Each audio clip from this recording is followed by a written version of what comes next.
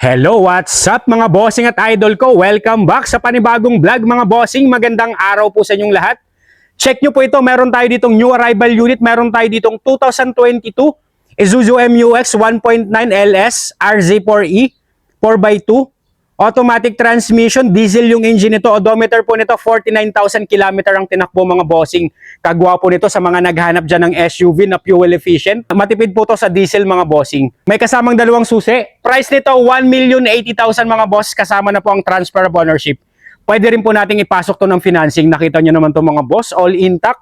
Ito na po yung new face natin. Hanggang 2026, ito po yung mukha natin mga boss.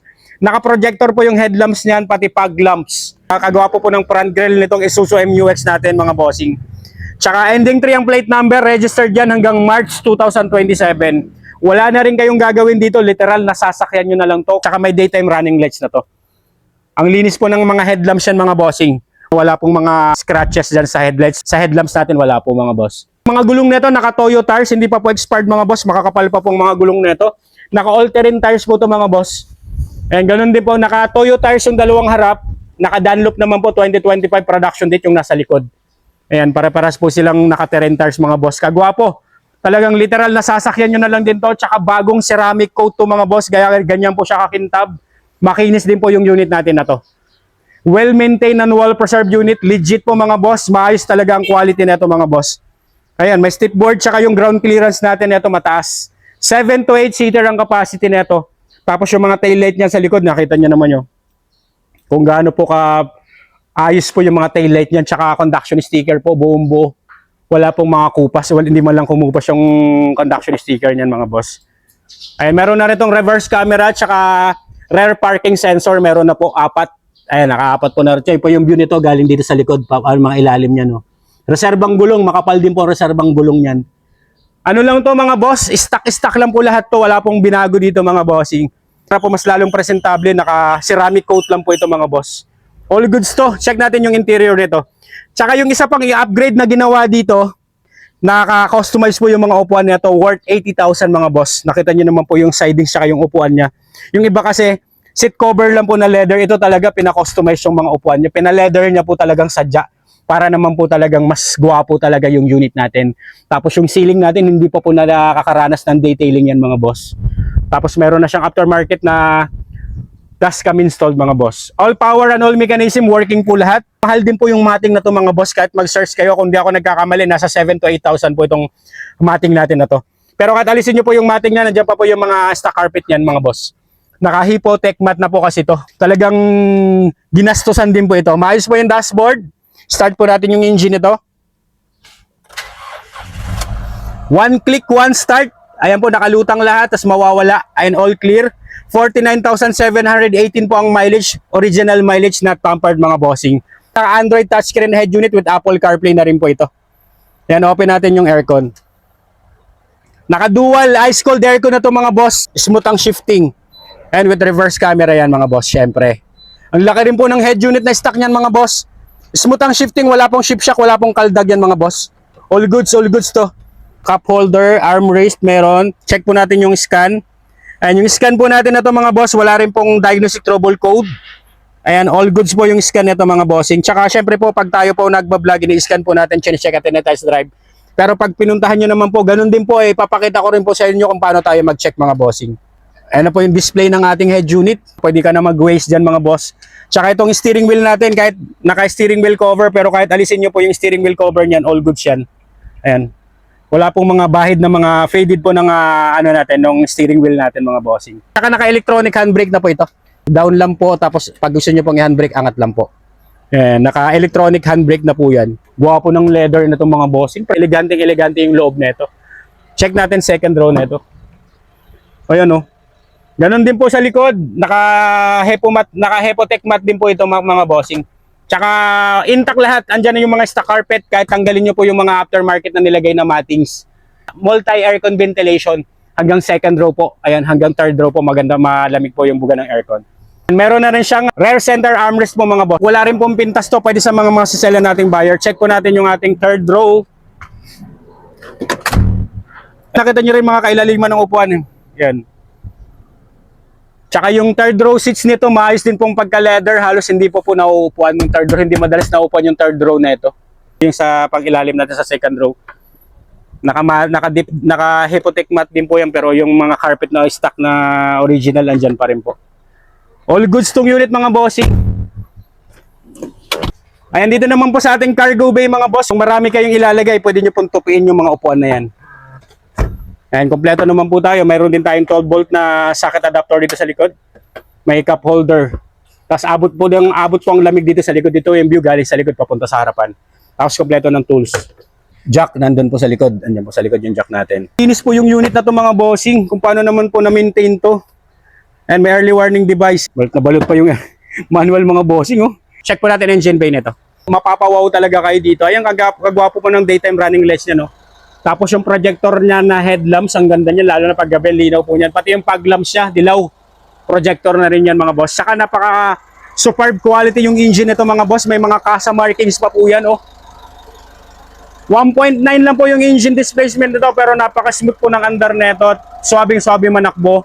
Kung fuel efficient ang hanap mo mga boss, pwede nyo pong i-consider to. Pang everyday use, pang everyday car, personal use and family use, at ideal po talaga to mga boss. Yan, lahat po, intact pa po lahat yan. Walang history ng repair, wala pong history ng mga overheat, wala pong oil leakage yung mga boss. Yan, nakita nyo naman po yung sa likod na to, sa side na to. Lahat, kompleto ng kasa markings yan.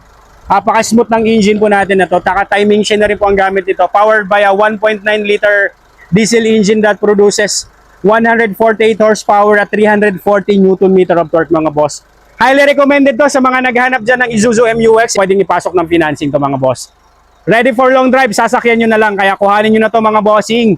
Comment down below sa video at i-assist ko po kayo. Alright mga boss, another quality na SUV mga bossing, formado na to. Sabana white po ang color neto, presentable outside appearance. Check nyo po itong 2013 Mitsubishi Montero Sport 2.5 GLSV 4x2. Automatic transmission, diesel yung engine. Odometer nito 114,000. Original mileage mga bossing, not tampered. Price po nito 568,000 kasama na po ang transfer of ownership. Kagwapo ng forma nito mga bossing, naka-debente na mags. Outside appearance muna tayo. Unang-una, naka-white plate na to. Registered yan hanggang February 2027 mga bossing. Mga headlamps yan, maayos. Wala pong mga sa year model niya na 2013 kung paano naman na-preserve po yung mga headlamps nito. Ay, naka-projector po yung low nito, tapos yung high naka-LED na po yan. Malinaw po yung headlamps niya, tapos may fog lamps siyang kulay dilaw. Kaya pag nakasindi po yan, ang ganda po ng mga ilaw nitong unit natin mga boss. Kung anong linaw sa kabila, ganun din po dito. Ang gwapo ng tindig nito. Ground clearance, ganun din, mataas din ang ground clearance nito. Tsaka ang nakakapagpapogi nito, naka-debente na mags. Tapos ang mga gulong nito, naka-all-terrain na rin.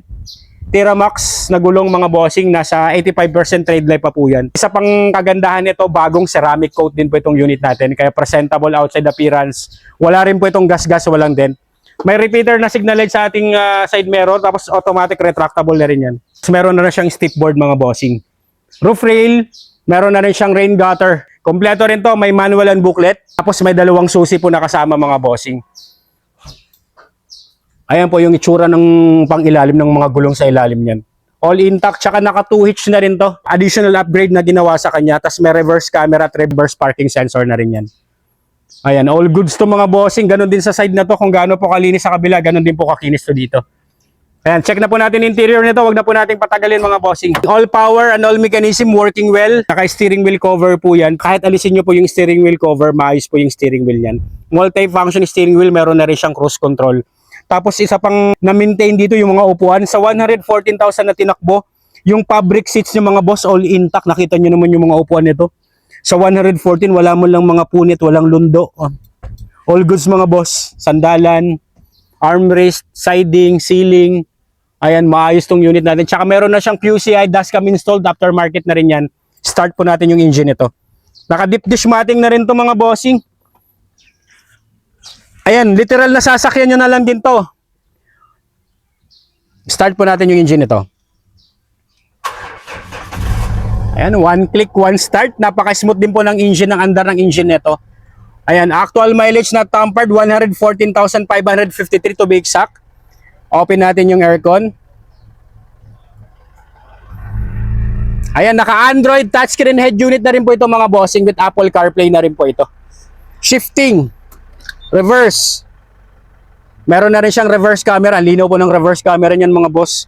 Neutral drive. Ayan, smooth ang shifting, wala pong shift shock, walang kaldag.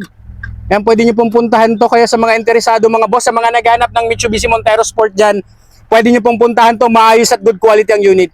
Tapos kung ima-manual mode nyo naman to, meron na rin tong paddle shifter mga boss. Ito, plus minus, may paddle shifter na rin yan. Pwede mo siyang gamitan ng Tiptronic dito. Kung ayaw mo gamitan ng paddle shifter, meron na rin siyang Tiptronic dito. Ito sa 2013 model, believe din ako kung paano rin po na-maintain to. Naka-dual aircon to, malamig. Tapos yung importante dyan, naka-head unit ka na with reverse camera. Aftermarket na rin po yan. Automatic retractable side mirror. And working yung automatic retractable side mirror. Ganun din sa kabila. Ayan. Lahat po, all power, working naman po lahat.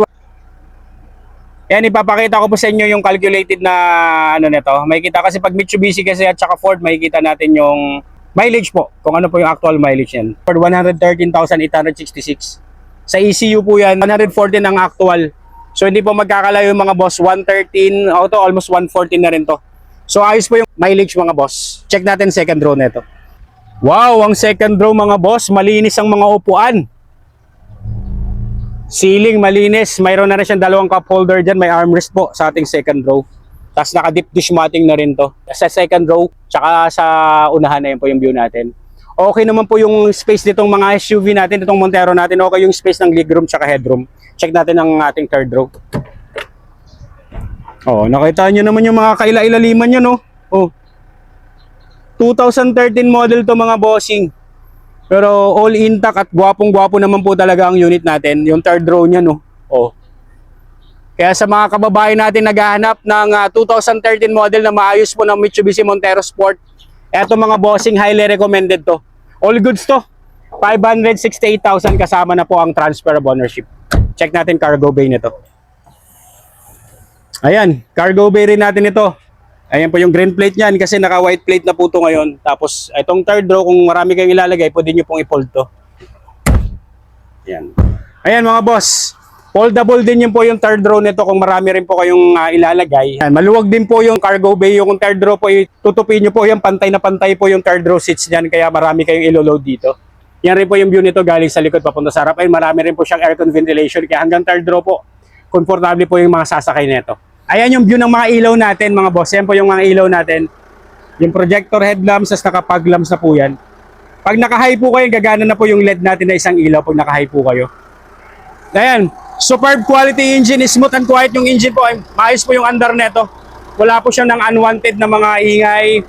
Smooth po yung engine talaga manakbo. No talsik, no usok, no blow by. Mga bossing, bagong PMS po itong unit natin. Kaya wala na kayong gagawin. Literal na sasakyan nyo na lang din to. Ready for long drive. Ayan, naka-Amaron battery. Saka wala pong mga oil leakage yan.